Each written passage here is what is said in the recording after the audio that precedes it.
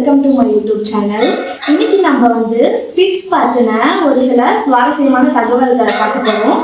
இவங்க வந்து British tax தான். நம்ம இந்தியாவுக்கு ஆஸ் யூஷுவல் இம்போர்ட் பண்ணோம். ஆனால் இவங்க வந்து எந்த அளவுக்கு பார்க்க வந்து லவ்லியாக இருக்காங்களோ அந்த அளவுக்கு சேட்டைக்கார பசங்க. காலையில் கூட ஒரு இன்சிடென்ட் நடந்தது. எங்கள் வீட்டுக்கு வந்து மாடு வந்துருந்தது. அந்த மாட்டை பார்த்து இவன் போய் அப்படி குறைக்கிறாங்க. இவன் இருக்கிறது இதனோட சைஸு, ஆனால் அது பெருசு. அதை பார்த்து அப்படி கணக்கு சிரித்தாலும் காரம் குறையாதுன்ற அளவுக்கு வந்து அழகாக அப்படியே குறைச்சி தரத்தி விடுறான். அதுக்கப்புறமேட்டா வந்து இவனுங்களை நம்ம எப்போதுமே தட்டி தான் வைக்கணுமே.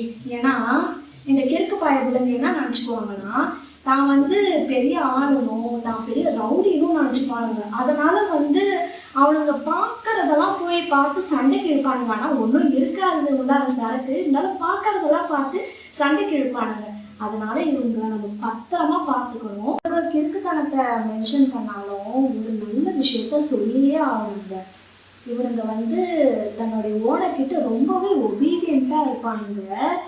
என்னை கேட்டால் நான் இவங்களுக்கு ஒபீடியன்ட் கிங்குன்னு ஒரு நேமே கொடுப்பேன். ஏன்னா அந்த அளவுக்கு வந்து ரொம்ப டீசெண்டாக ஒபீடியண்ட்டாக இருப்பானுங்க.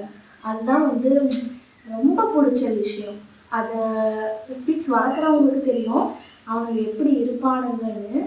ஸோ இவனுங்களை பற்றி அந்த ஒரு மெரிட்டை நான் சொல்லியே ஆகணும். அதோட இன்னும் ஒரு சின்ன ட்ராபேக் என்னன்னா, இவனுங்க குலைச்சானுங்கன்னா ரொம்ப பகிரங்கமாக கேட்கும். ஆமாம், மற்ற டாக்ஸ் குலைக்கிறத விட இவனுக்கு குலைச்சானுங்கன்னா கொஞ்சம் வித்தியாசமாக கேட்கும், அவ்வளோதான்.